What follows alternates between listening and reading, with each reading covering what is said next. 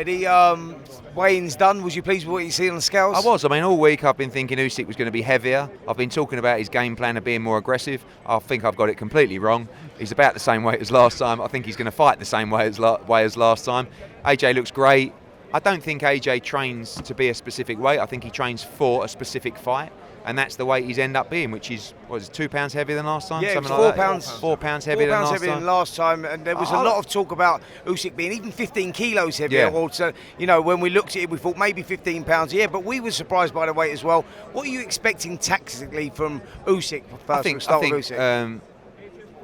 I don't think he wants to get backed up in this fight, but I think he has to fight off the back foot, especially being that weight as well. I said to AJ up there, look at him. After the weigh-in, we could see him from the side, and I just said, look at him. You've got to take this guy to hell. I know he's good. I know he's a pound-for-pound number one, but look at the physicalities. You are a monster compared to this guy. He's 23 pounds heavier. All right, it's not far off 2 stone. And I know this guy is a fantastic fighter, but it was a great head-to-head. And AJ just said to him, "How's your body?" Yeah. And he went, "What?" He went, "How's your body?"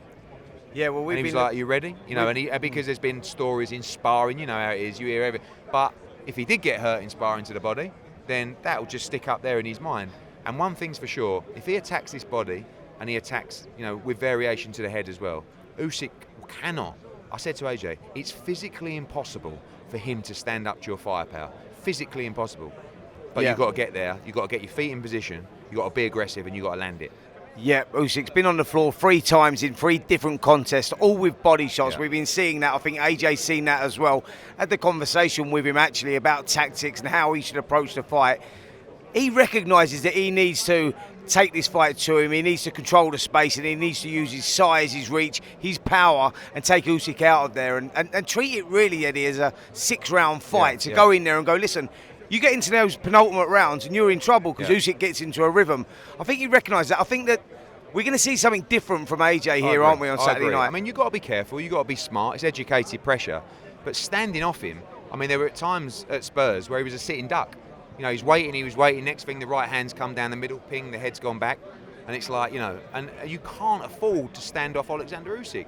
But you've got to find a way to push him back. What Derek done so well was just maul him back to the ropes, come in with a cross guard and just walk him back and come in so sort of recklessly that he didn't have any choice but to go backwards. AJ's not really that kind of fighter, but he's got to find a way to get Usyk to go backwards because when he can unload is when he's on the ropes. As soon as he touches those ropes, AJ can let everything go, body, head, everything. But he's got to find a way to be the bigger man to get him back because if the fight takes place in the middle of the ring, like it did last time, and Usyk just does his thing, he doesn't go anywhere near the ropes. He stays in that little, almost a smaller ring within the ring and just boxes round in that circle. And you can't make him go backwards there. You can't make him hit the ropes and start defending because that's when you've got to rain the shots in on him. But I just feel that, the first 4 rounds in this fight are going to be so important. Because if he doesn't put a dent in Usyk in those first 4 rounds, the fight's going to start getting very difficult. I know he's going to think about the 12 rounds and think about the tank and stuff like that, but empty the tank if need be, because that might be your best opportunity to win this fight. Is Anthony Joshua getting enough respect, Eddie? Because people are accusing him of, since that first defeat to Ruiz in June 2019 and winning the fight back here behind his jab and then winning against Pulev, but not being aggressive in many parts of the fight when he did have advantages. Is there an accusation, and maybe being accused of being gun-shy against Oleksandr Usyk?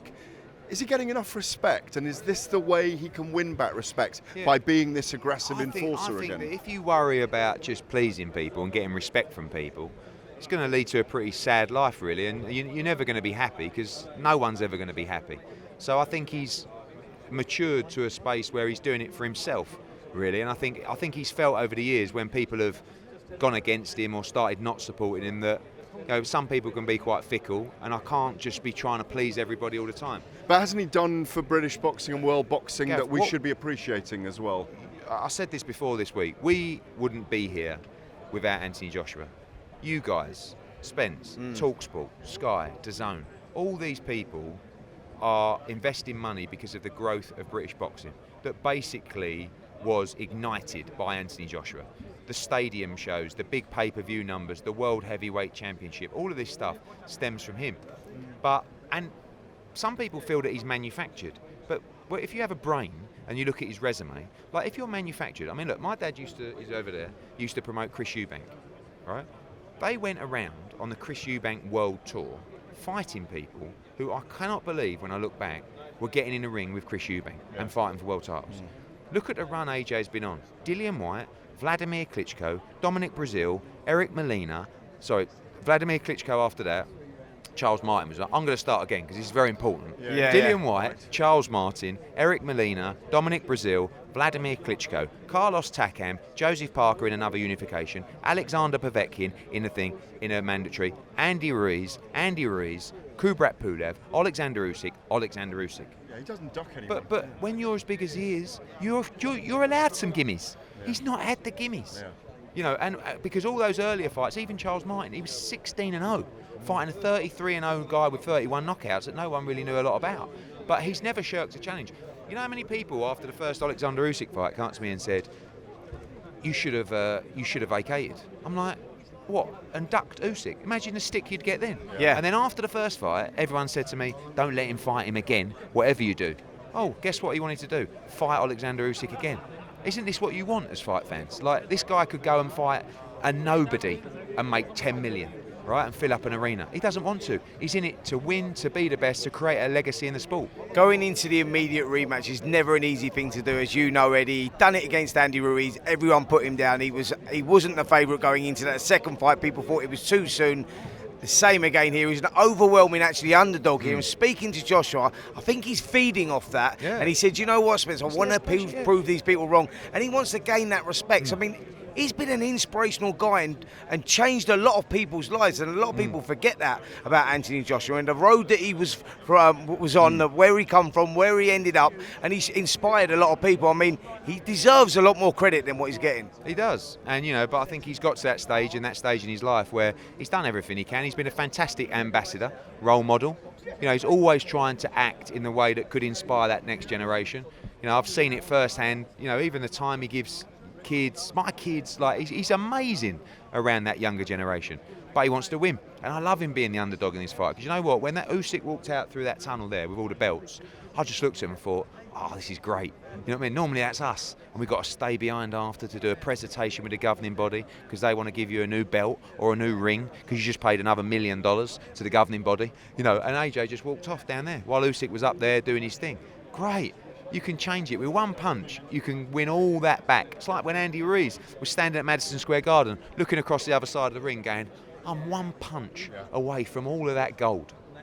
Does he feel that there's no pressure on his shoulders now? AJ? No, he feels the pressure, but he puts the pressure on himself. He's not concerned about the pressure that the public or the media are putting on him. He's just concerned about the pressure he's putting on himself because he wants to win so bad.